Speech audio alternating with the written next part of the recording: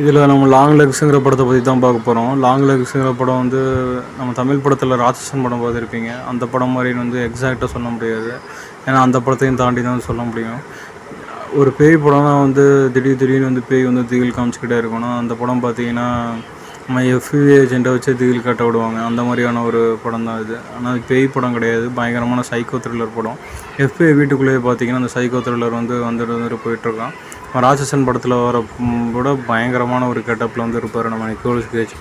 யார் ஹீரோன்னு பார்த்தீங்கன்னா கோஸ்ட் ரைடர் தான். ஹீரோவும் அவர் தான், வில்லனும் அவர் தான், அந்த சைக்கோவும் அவர் தான்.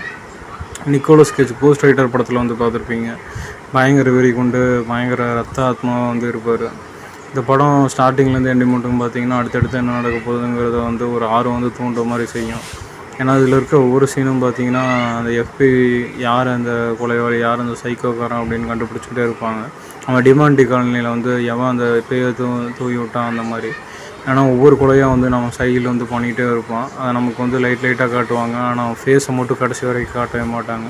இந்த படத்தோட கிளைமேக்ஸ் சீனில் தான் வந்து அந்த லாங் லெக்ஸ் இந்த சைக்கோ கொலைக்காரனோட ஃபேஸே வந்து காட்டுவாங்க. ஃபேஸை காட்டப்போ எல்லாமே மிரட்டுருவாங்க. இவனோட ஆம்பளையாடா பொம்பளையாடான்னு தெரியாமல் ஒரு கிளவி ஃபேஸை பார்க்குற மாதிரி இருக்கும். ஆனால் முடியெல்லாம் நிறையா இருக்கும், நம்ம ஜான்விக்கு இருக்க மாதிரி. அந்த முடியெல்லாம் பார்த்து நீங்கள் மிரட்டுருவீங்க. அந்த அளவுக்கு வாய் ஃபுல்லாக ரத்தமாக, கை ஃபுல்லாக, நகம் ஃபுல்லாக ரத்தமாக அந்த மாதிரி வந்து இருக்கும்.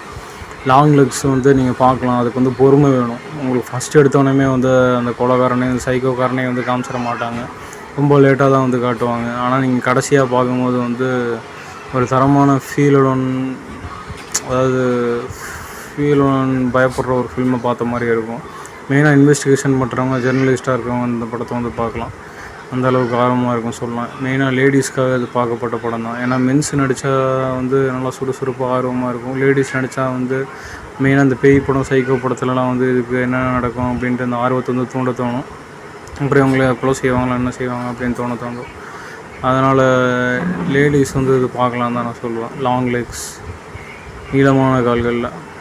வீடியோ பிடிச்சிருந்தால் லைக் பண்ணுங்கள், சப்ஸ்கிரைப் பண்ணிடுங்க.